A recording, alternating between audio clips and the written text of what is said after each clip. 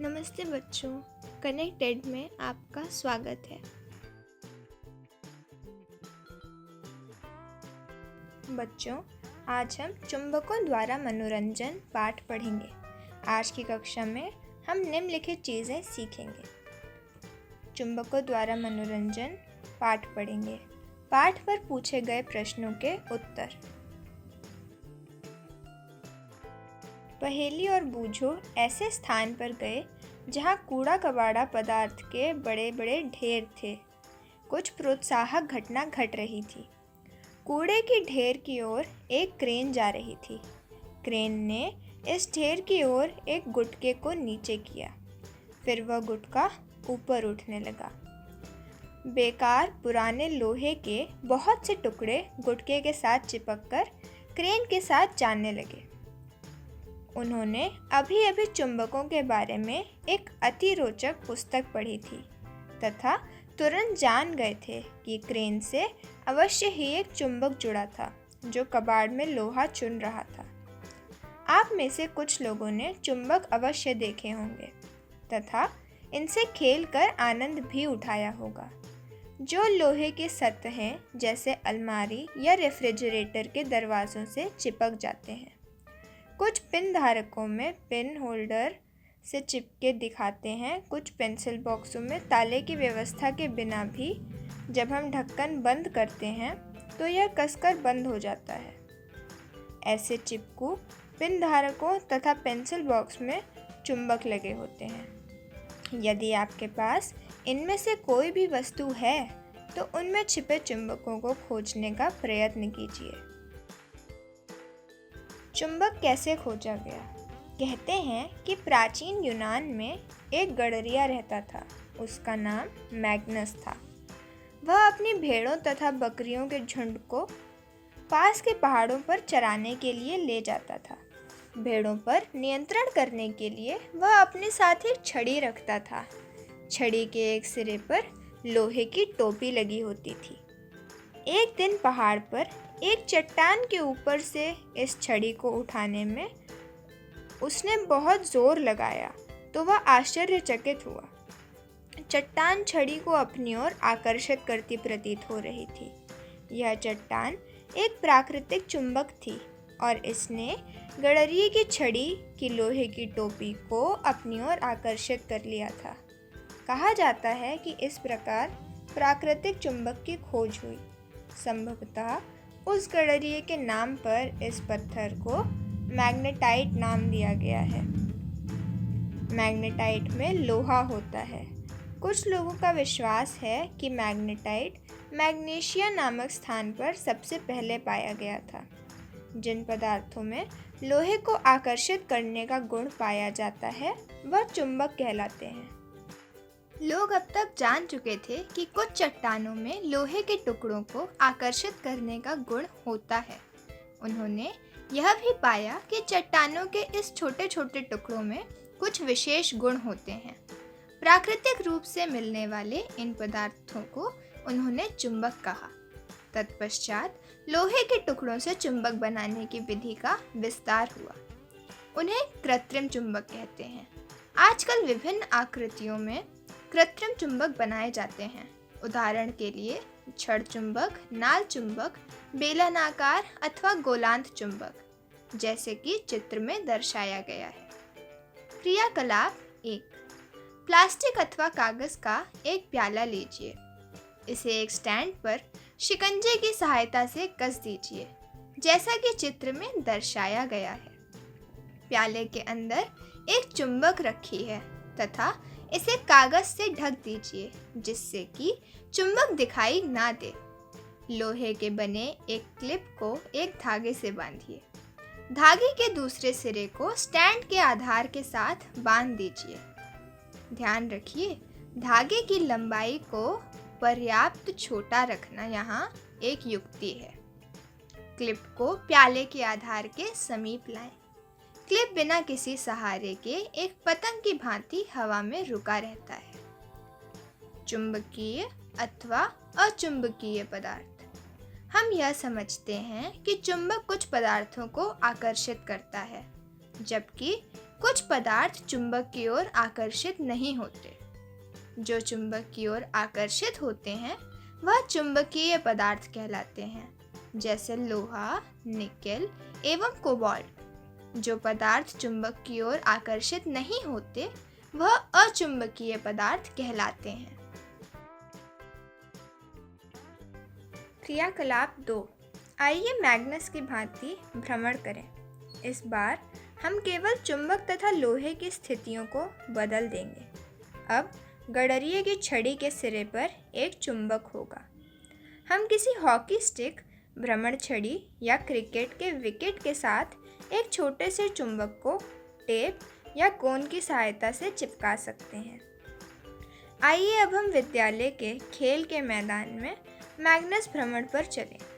हमारी मैग्नस छड़ी विद्यालय के मैदान से क्या क्या वस्तुएं उठाती है, कक्षा के कमरे से या किन वस्तुओं को उठाती है।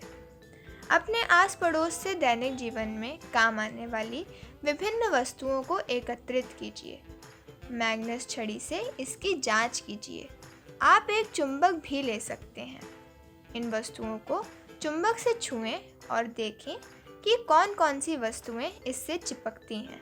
अपनी नोटबुक में उदाहरण में दी गई सरणी की भांति एक सरणी बनाएं तथा अपने प्रेक्षण अंकित करें। उदाहरण में दी गई सरणी का अंतिम कॉलम देखिए तथा उन वस्तुओं के नाम लिखिए जो चुंबक द्वारा आकर्षित होती हैं। अब उन पदार्थों की सूची बनाइए जिनसे ये वस्तुएं बनी हुई हैं। क्या कोई ऐसा सर्वनिष्ठ पदार्थ है जो चुंबक द्वारा आकर्षित होने वाली सभी वस्तुओं में विद्यमान है? क्रियाकलाप 3। किसी चुंबक को रेत अथवा मिट्टी में रगड़ें। चुंबक को बाहर निकालें। क्या चुंबक के साथ कुछ रेत अथवा मिट्टी के कण चिपक गए हैं? अब इन रेत अथवा मिट्टी के कणों को हटाने के लिए चुंबक को आराम से हिलाएं। क्या कुछ कण अभी चिपके हुए हैं? ये मिट्टी से उठाए गए लोहे के छोटे टुकड़े यानी लोहे का बुरादा हो सकते हैं। इस प्रकार के क्रियाकलाप द्वारा हम यह ज्ञात कर सकते हैं कि क्या किसी स्थान की रेत अथवा मिट्टी में लौहकण विद्यमान है। अपने घर के पास, स्कूल में अथवा अवकाश के दिनों में भ्रमण किए गए स्थानों पर इस क्रियाकलाप को करने का प्रयास कीजिए। क्या चुंबक में चेक के लोहे के बुरादे की तस्वीर चित्र में दर्शाए गए किसी प्रकरण जैसी है?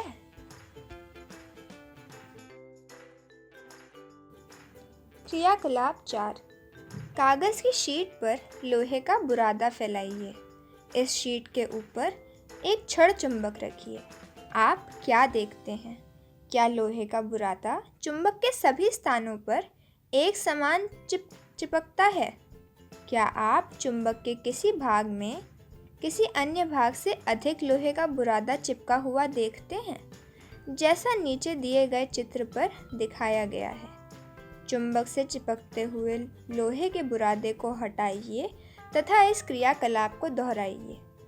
क्या आप चुंबक के विभिन्न भागों से आकर्षित हुए लोहे के बुरादे के तरीके में कोई परिवर्तन देखते हैं?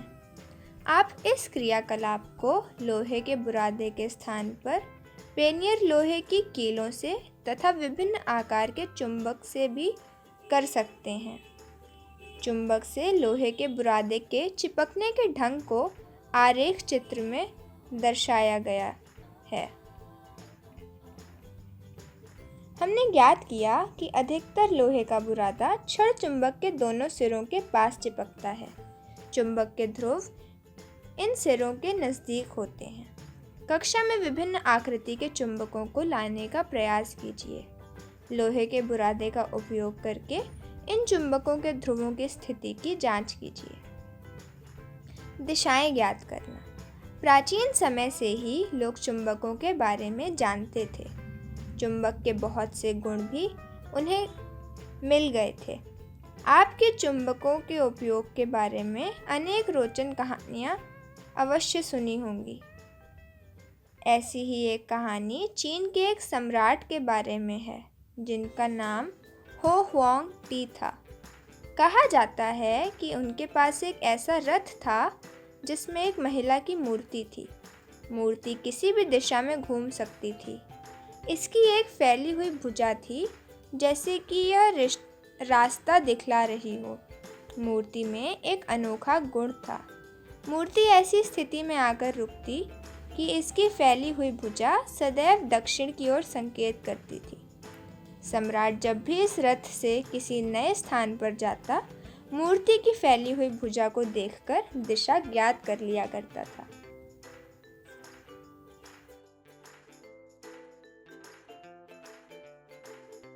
क्रियाकलाप 5।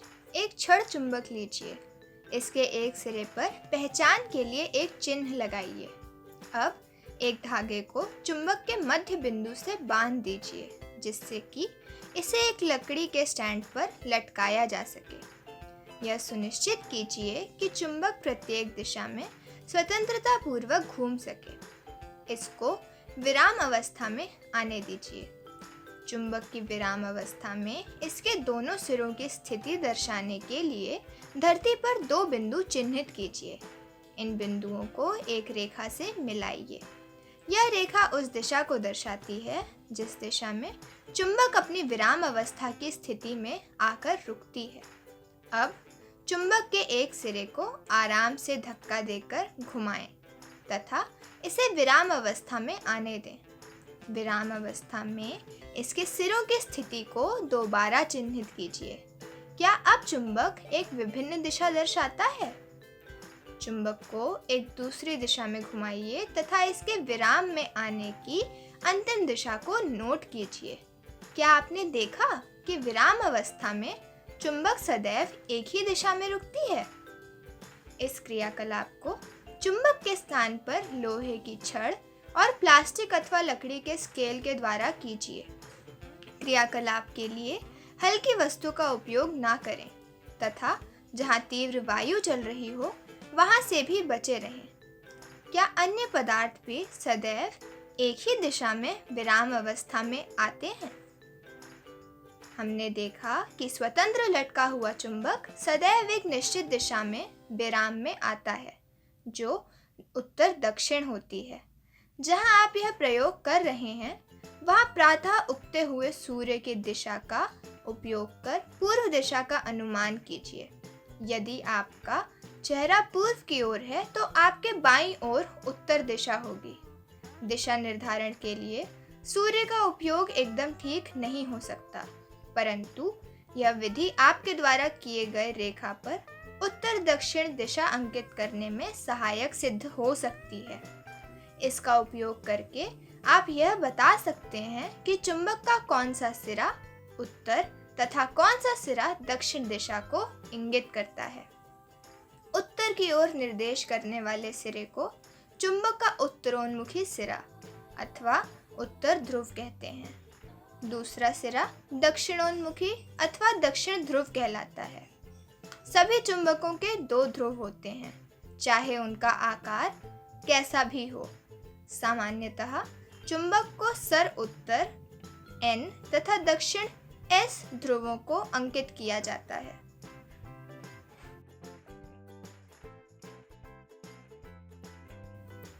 चुंबक का यह गुण हमारे लिए अत्यंत उपयोगी है। शताब्दियों तक यात्री चुंबक के इस गुण का उपयोग दिशा निर्धारण के लिए करते रहे हैं।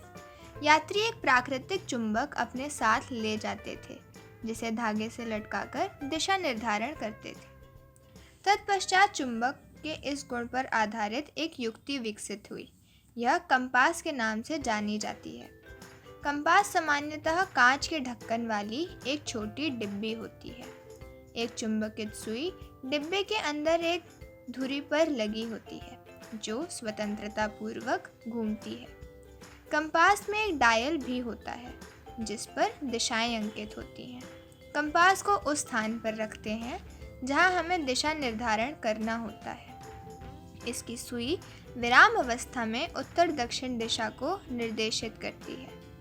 कंपास को तब तक घुमाते हैं जब तक कि डायल पर अंकित उत्तर दक्षिण के चिन्ह सुई के दोनों सिरों पर ना आ जाए। चुंबकीय सुई के उत्तरी ध्रुव की पहचान के लिए सामान्यतः इसे भिन्न रंग से पेंट किया जाता है।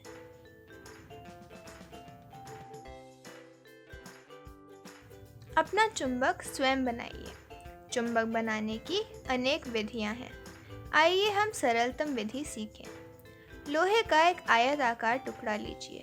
अब एक छड़ चुंबक लीजिए तथा इसका कोई एक ध्रुव लोहे की छड़ के एक सिरे पर रखिए। चुंबक को बिना हटाए इस लोहे की छड़ के दूसरे सिरे तक ले जाइए। चुंबक को उठाइए तथा इसी ध्रुव को लोहे के टुकड़े के प्रारंभिक सिरे पर वापस ले आइए। इसी प्रकार चुंबक को लोहे की छड़ के अनुदिश बार बार ले जाइए। इसी प्रक्रिया को लगभग 30 से 40 बार दोहराएं। जांच कीजिए कि क्या लोहे की छड़ चुंबक बन गई है।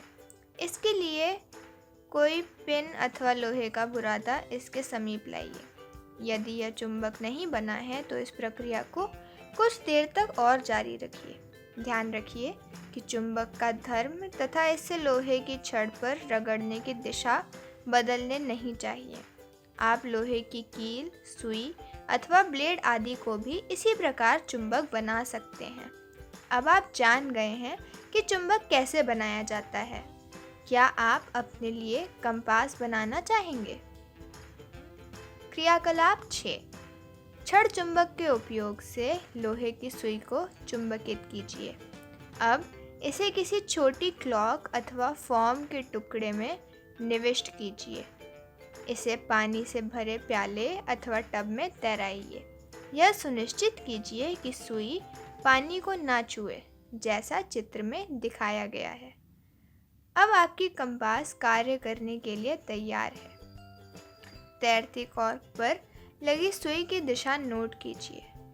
सुई लगी कॉर्क को विभिन्न दिशाओं में घुमाइए। जब बिना घुमाए कॉर्क तैरने लगे तो सुई की दिशा पुनः नोट कीजिए। क्या कॉर्क का घूमना बंद होने पर सुई सदैव एक ही दिशा दर्शाती है? चुंबकों के बीच आकर्षण तथा प्रतिकर्षण। आइए चुंबकों से एक अन्य रोचक खेल खेलें। 2 छोटी खिलौना कारें लीजिए तथा उन पर ए एवं बी अंकित कीजिए। प्रत्येक कार के ऊपर लंबाई के अनुदिश रबर बैंड से एक चुंबक लगाएं। कार ए में चुंबक का उत्तरी ध्रुव अग्र की ओर रखिए। कार बी में चुंबक विपरीत दिशा में रखिए। अब दोनों कारों को एक दूसरे के समीप रखिए। आप क्या देखते हैं? क्या कारें अपने स्थान पर रहती हैं? क्या कारें एक दूसरे से दूर जाती हैं? क्या कारें एक दूसरे की ओर चलकर टकराती हैं? अपनी अध्यापिका या अध्यापक को बताइएगा ज़रूर। इस क्रियाकलाप से हम क्या देखते हैं? क्या 2 समान दुर्ग परस्पर आकर्षित या प्रतिकर्षित होते हैं? और असमान ध्रुव क्या होते हैं? परस्पर आकर्षण या प्रतिकर्षण। चुंबकों का यह गुण एक चुंबक को लटकाकर तथा एक दूसरे के उत्तरी दक्षिण ध्रुव को एक एक कर इसके समीप लाकर भी देखा जा सकता है।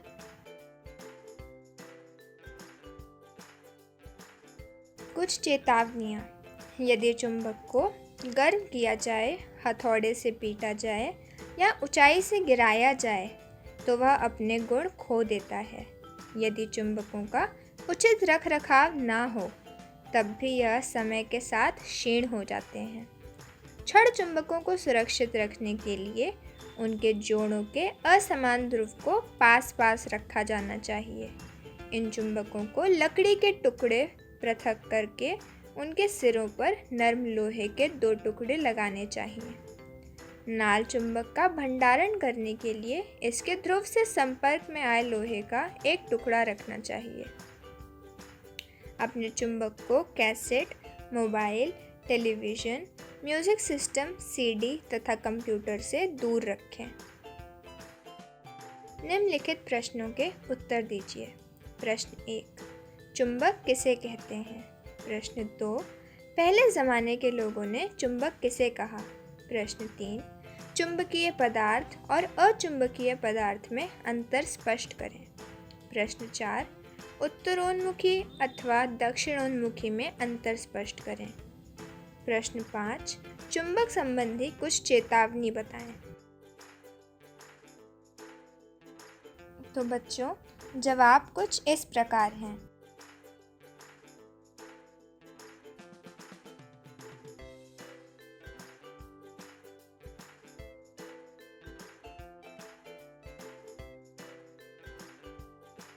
बच्चों, यह था आज का पाठ। आशा करती हूँ कि आप सबको खूब आनंद आया होगा। आज की कक्षा यहीं समाप्त हुई। अगली कक्षा में मिलते हैं एक नए पाठ के साथ। धन्यवाद।